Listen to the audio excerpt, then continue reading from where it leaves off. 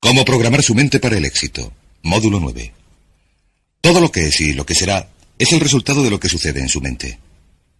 Este es el concepto más impresionante que cualquiera haya descubierto. Usted puede modificar de manera espectacular las realidades externas de su vida si cambia las actitudes internas de su mente, como dijo William James.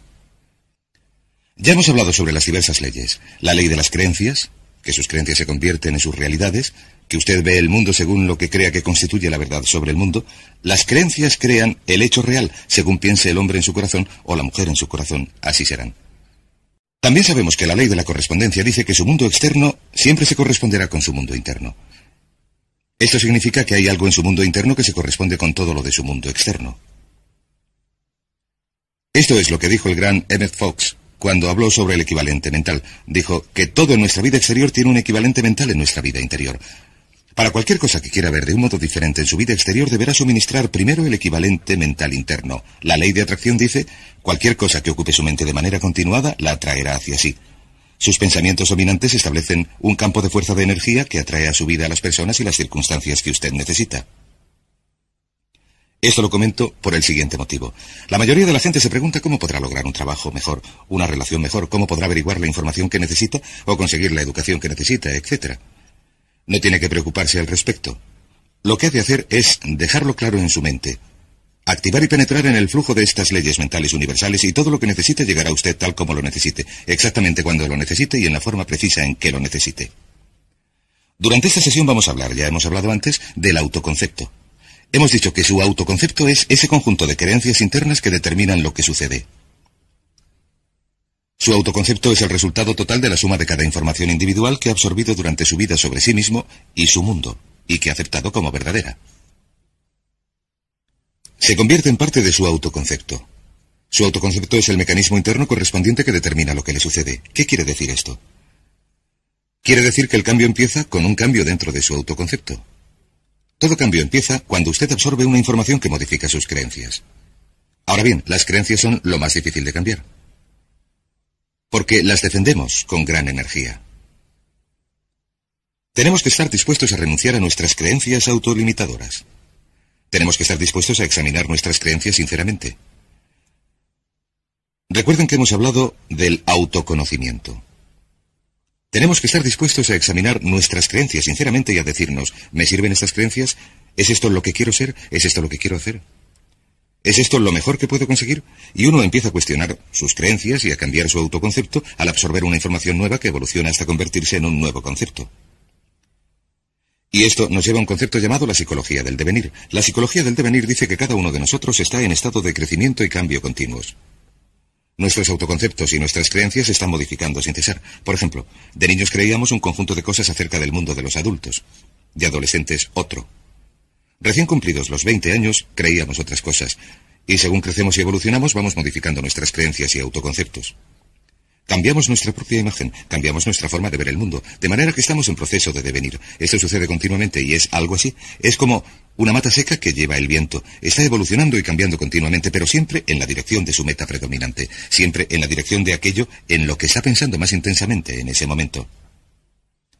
Por ejemplo, un alcohólico o un toxicómano también está haciendo que evolucione y cambie la dirección de su meta predominante porque piensan en su adicción todo el tiempo. Y si usted desea evolucionar y crecer rápidamente, tiene que dejar bien claras estas metas. Las tiene que precisar. Tiene que intensificarlas y pensar en ellas todo el tiempo. A veces, si estudiamos a las personas que lograron grandes éxitos a una edad temprana, averiguamos que tuvieron una obsesión, una preocupación total por un aspecto o campo concreto durante mucho tiempo. Mientras que otras personas, que quizás son mucho mayores, nunca han experimentado una sensación intensa, nunca se han centrado en nada que hayan deseado lograr. Hay dos obstáculos para esta psicología del devenir. El primero se denomina la meóstasis. La meóstasis es el deseo de consistencia. Es un deseo natural de la mente de ser consecuente con lo que ha sucedido en el pasado. Si quieren, nos gusta mantener el status quo. Hay personas que dicen, así es como lo hemos hecho siempre, aquí lo hacemos así, etcétera, etcétera. Hay que vigilar la meóstasis porque lo que hace es que nuestra manera de pensar sea rígida e inflexible. Y la otra es la psicosclerosis. La psicosclerosis es sencillamente el endurecimiento de la actitud. El endurecimiento de la actitud. La gente con psicoesclerosis desarrolla lo que se conoce como ideas fijas. Las ideas fijas llevan a la rigidez y a no estar dispuesto a cambiar. Ambas nos llevan a quedar atascados en la zona cómoda. Recuerden, la tendencia natural de todo comportamiento humano consiste en empezar a hacer las cosas de una manera específica y luego quedar atascado en una zona cómoda. Uno queda atascado en una zona cómoda, en una relación incluso si no es feliz, en un trabajo incluso si no está satisfecho, en un determinado nivel de ingresos incluso si no es suficiente. Hay que luchar contra la zona cómoda porque la zona cómoda se convierte rápidamente en una rutina, en un surco que seguimos, y se dice que el surco se convierte en una tumba. La única diferencia entre un surco y una tumba es la profundidad. También se ha dicho que el surco no es más que una tumba con los extremos borrados, así que pongan mucha atención porque la gran mayoría de las personas de nuestra sociedad tienden a evolucionar de manera natural hasta establecerse en una zona cómoda. Se convierten en los inflexibles paladines del status quo, caen en la rutina e incluso cuando el cambio sería bueno para ellos, no cambian nunca. Esto nos lleva a los dos grandes poderes que controlan todo lo que nos sucede. Y el primero es el poder del amor. El poder del amor es el que da forma a su personalidad y da forma a su destino. El poder del amor simplemente significa que todo lo que hacemos lo hacemos o para obtener amor o para compensar la ausencia de amor.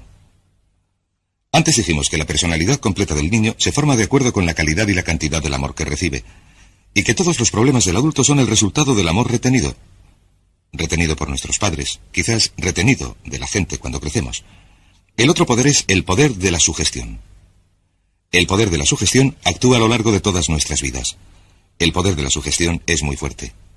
Lo que hace es empezar a actuar sobre nosotros casi desde nuestro nacimiento, a veces desde antes. Y el poder de la sugestión nos da forma. Esto significa que cada uno de nuestros pensamientos, lo que oímos, lo que vemos, tocamos, gustamos o olemos, todo lo que nos afecta de cualquier manera, produce un efecto sobre nuestra personalidad. Lo decimos así. Decimos, cada cosa cuenta. Todo cuenta, y especialmente cuando nos hacemos adultos, recuerden que todo cuenta. El adulto medio occidental ve entre 20 y 25 horas de televisión por semana. El jubilado medio ve unas 7 horas de televisión y el niño medio ve entre 3 y 4 horas de televisión al día. ¿Saben que el director gerente medio de una empresa americana media ve menos de 5 horas de televisión por semana? Ahora permítanme que les haga una pregunta muy sencilla. ¿Creen que existe una correlación entre el número de horas de televisión que ve una persona y el éxito de esa persona? ¿Creen que las influencias por sugestión de los libros, las revistas, las cintas magnetofónicas, los cursillos, los seminarios, la gente, los programas de televisión, etcétera, que ustedes ven, escuchan, leen, con los que viven de manera continuada, creen que estas influencias de sugestión producen algún efecto sobre su futuro? Permítame repetirlo. Todo cuenta. Y deben hacerse esta pregunta. Es algo que aprendí hace años. Deben hacer esta pregunta. ¿Qué es lo que desean de la vida? Una vez que se hayan preguntado lo que desean en la vida, pueden mirar a su alrededor y decidir lo que es bueno y malo para ustedes. ¿Qué significa esto? Significa que todo lo que les acerque hacia lo que desean es bueno, y todo lo que les aleje de lo que desean es malo. Pero todo cuenta. Tengo un buen amigo que siempre estaba a régimen. De cuando en cuando, yo le pillaba comiendo tarta. A veces su comida consistía en 2 trozos de tarta. Y yo le decía, creía que estabas a régimen, creía que solo comías fruta fresca y verdura y comida natural. Y él me contestaba, pues claro. ¿Y la tarta qué? Yo le decía, eso no cuenta, me contestaba. ¿Saben que hay muchas personas que se quedan sentadas en casa viendo la tele 3 o 4 horas cada noche, que quieren tener éxito, que leen los chistes y las páginas deportivas, que leen revistas absurdas o no leen nada, oyen la radio, no hacen nada con su tiempo libre ni con su mente y dicen, quiero tener éxito, quiero tener más éxito? Y yo digo, ¿y qué de todas esas cosas que está haciendo y que le hacen perder el tiempo? Me contestan, eso no cuenta, pero desgraciadamente para la naturaleza todo cuenta. Esto nos lleva a algunas leyes que quiero compartir con ustedes. La primera ley es la ley de la costumbre. Estas también son leyes mentales. La ley de la costumbre es muy parecida a la ley de la inercia.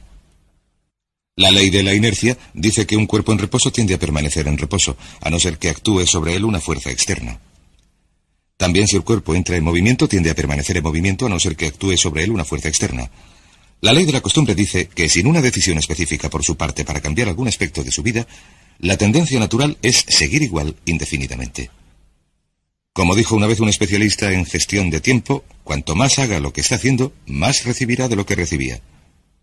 De modo que debe examinar lo que ha recibido y examinar lo que está haciendo y decir, ¿es esto lo que quiero?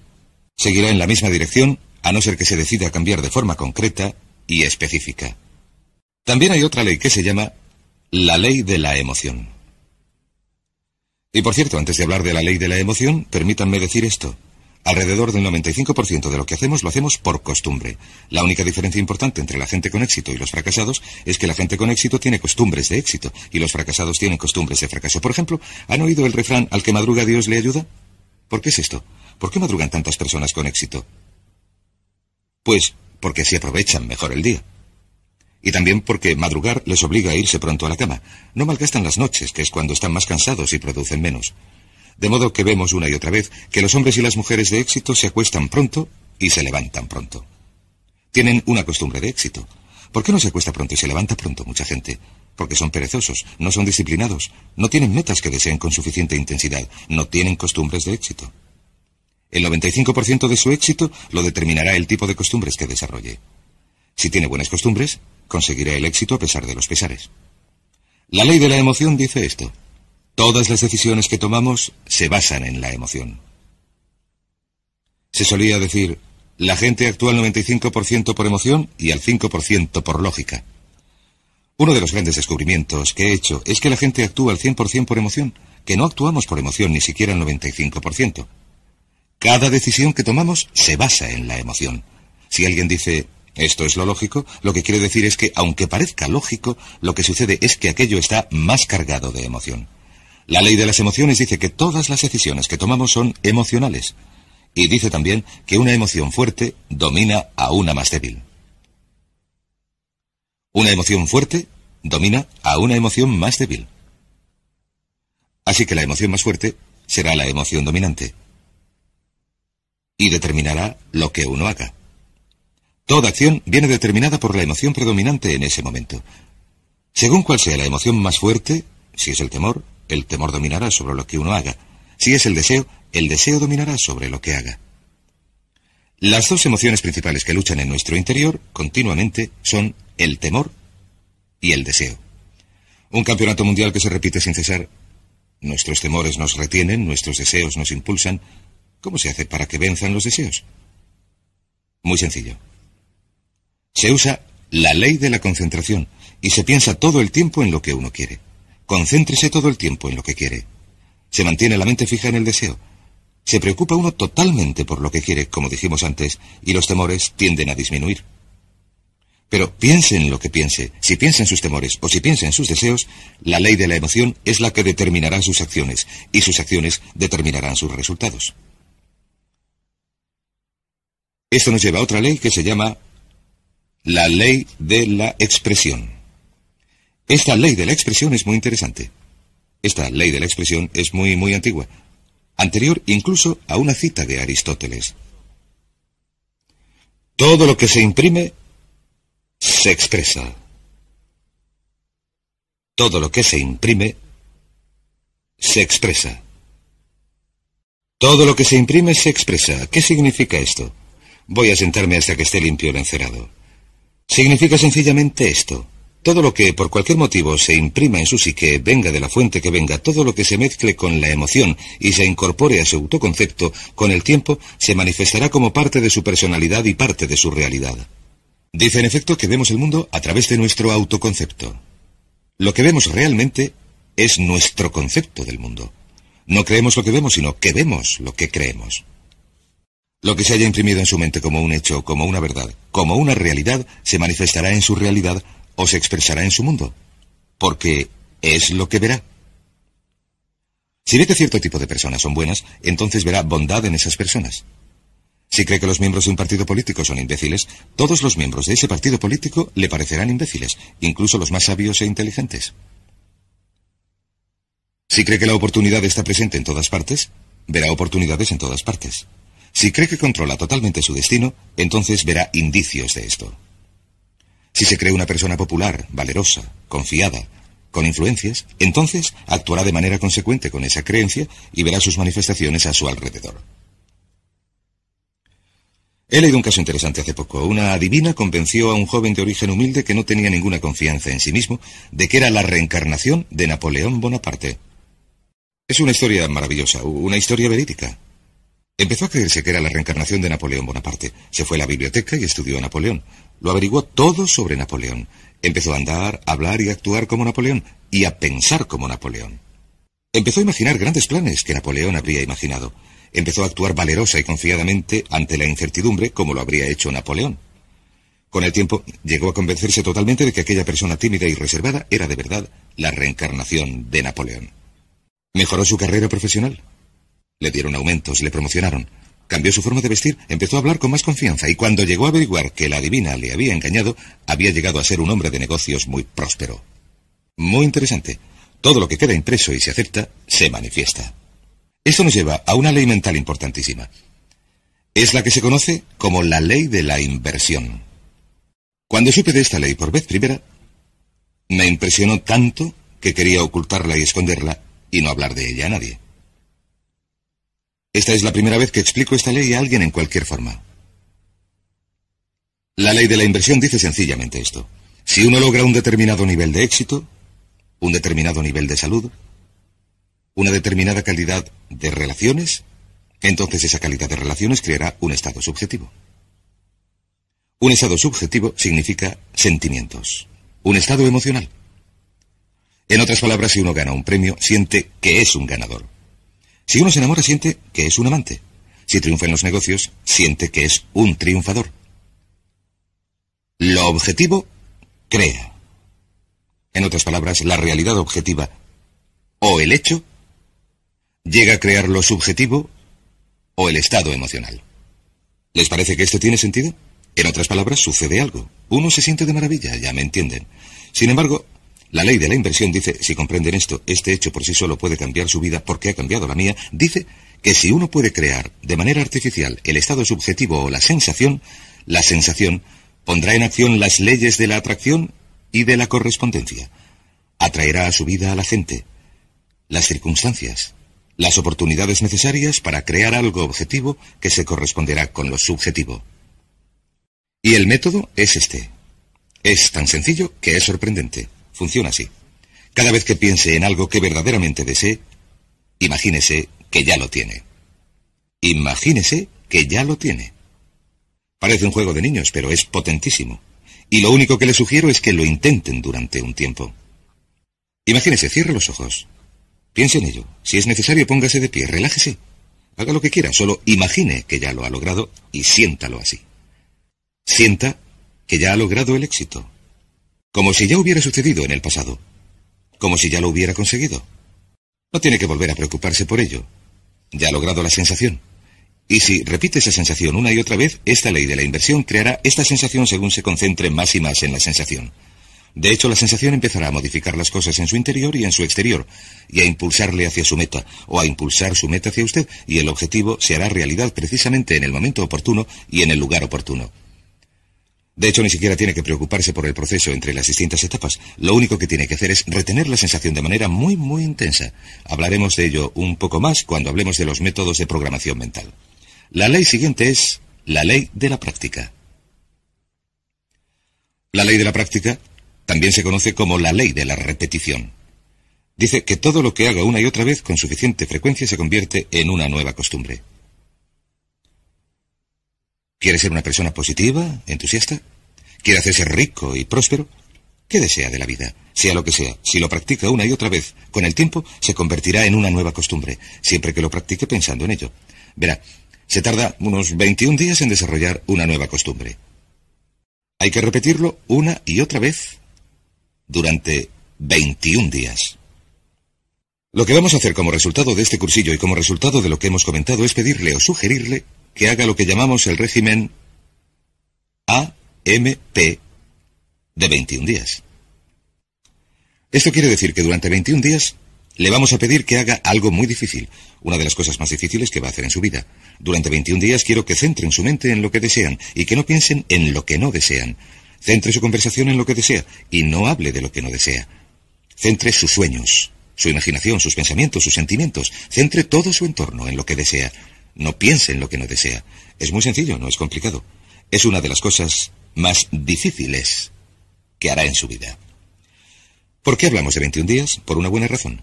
Verán, una gallina con un cerebro minúsculo tarda 21 días sentada tranquilamente, pacientemente, en incubar un huevo. A nosotros nos parece que si una gallina con un cerebro minúsculo puede permanecer 21 días sentada sobre un huevo sin observar ningún cambio, solo porque tiene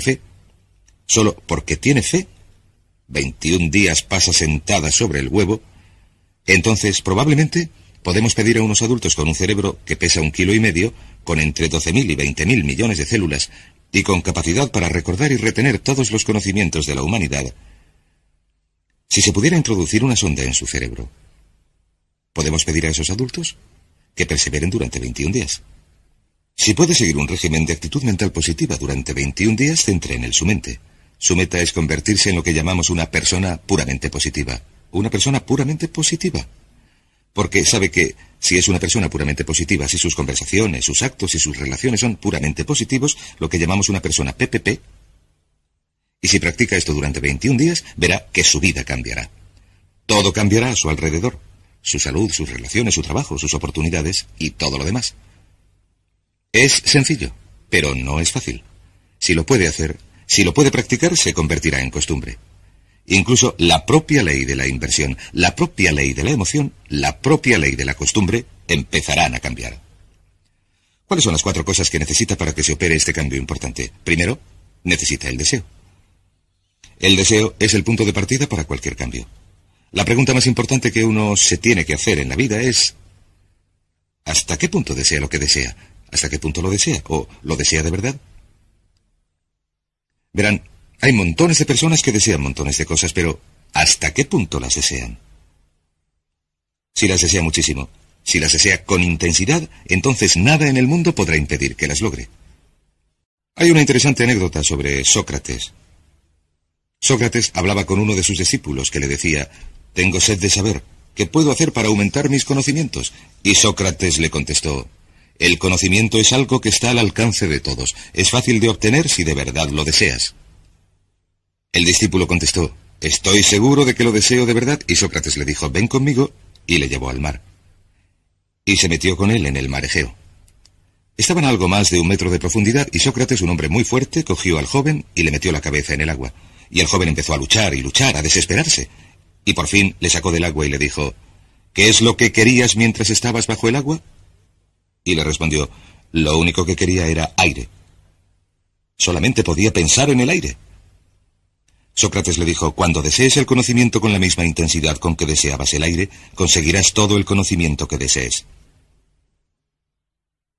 Y cuando usted desee algo con gran intensidad, si tiene deseo, lo logrará». El segundo paso es la decisión. Una y otra vez, cuando viajo, me doy cuenta de que se produce un cambio de primer orden en la vida de una persona cuando toma una decisión. También me doy cuenta de que la mayoría de las personas son increíblemente indecisas. Son muy reacias a tomar decisiones, a restringir sus opciones. Son muy, muy reacias a comprometerse en cualquier sentido, y al no comprometerse, se limitan a ir a la deriva. Desgraciadamente, se condenan a vivir bajo la ley del accidente. De modo que el siguiente paso es tomar una decisión muy clara, inequívoca, de que esto es lo que quiere y que está dispuesto a pagar un precio para lograrlo. Hay un librito muy interesante escrito por Michael Hernacki que se llama El secreto definitivo. El autor dice que la clave del éxito consiste sencillamente en esto, en que uno esté dispuesto a hacer lo que sea necesario, que esté dispuesto a hacer lo que sea necesario. Que esté dispuesto a hacer lo que sea necesario. Una vez que haya tomado la decisión, ha de estar dispuesto a realizar el esfuerzo adicional. Ha de estar dispuesto a hacer lo que sea necesario. Lo interesante es que nunca se ha de hacer todo lo que sea necesario. Sin embargo, hay que estar dispuesto a hacerlo. Y esta decisión inequívoca de vencer o morir, ese compromiso al 100% es lo que supone toda la diferencia en su éxito. La mayoría de la gente no está dispuesta a comprometerse de ese modo. Se retienen, dicen: «Lo quiero, pero no estoy dispuesto a hacer esto o aquello», o «no quiero cambiarme de casa, volver a estudiar, no puedo sacrificar esto», etc. He hablado, por ejemplo, con muchos padres que han hecho grandes sacrificios para que la madre se pueda quedar en casa con los niños durante los primeros 3 o 5 años de vida de estos. La gente les dice, estáis locos, necesitáis el dinero, no podéis viajar, no se pueden pagar las facturas cuando solamente hay una persona trabajando. Contestan, pero hemos decidido dar a nuestros hijos los mejores cimientos, la mejor base emocional, y creemos que esto se logra si la madre está en casa con los niños, así que estamos dispuestos a hacer los sacrificios necesarios. Y por supuesto todos tienen que decidir por sí mismos en cuanto a los sacrificios que desean hacer. El tercero es la determinación. La determinación significa apoyar su plan con, por así decirlo, una fuerza de voluntad férrea.